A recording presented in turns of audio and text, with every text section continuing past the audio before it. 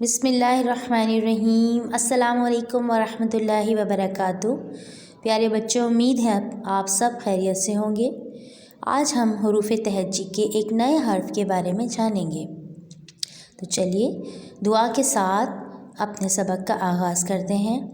بسم اللہ الرحمن الرحیم۔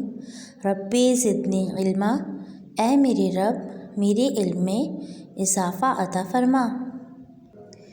پیارے بچوں، جیسے کہ پچھلی ویڈیوز میں ہم نے حرف سین اور حرف شین کے بارے میں پڑھا تھا، اس کو لکھنا سیکھا تھا اور اس حرف سے شروع ہونے والی تصویروں کے نام بھی جانے تھے۔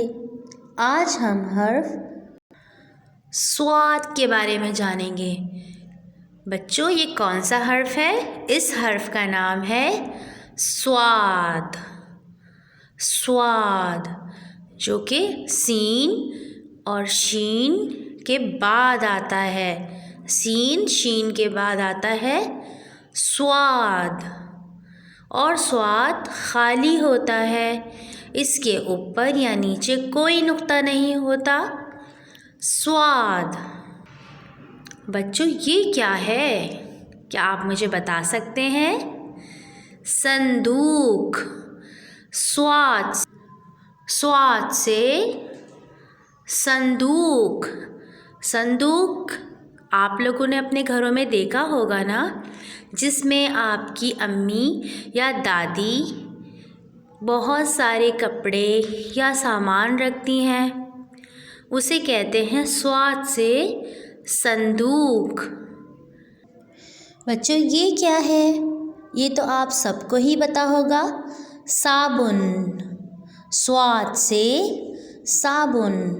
صابن ہم منہ اور ہاتھ دھونے کے لیے اور نہانے کے لیے استعمال کرتے ہیں، اور صابن استعمال کر کے ہم صاف ستھرا رہتے ہیں، اور صفائی تو ویسے بھی نفس ایمان ہے نا، تو صفائی بھی صاد سے ہی آتا ہے۔ صاد سے صابن، صاد سے صفائی۔ بچوں، یہ کیا ہے؟ یہ کیا لگ رہا ہے؟ کیا یہ جگ ہے؟ نہیں، یہ ہے سراہی۔ صاد سے سراہی۔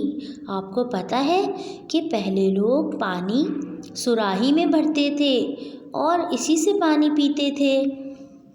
صاد سے سراہی۔ بچوں، یہ کیا ہے؟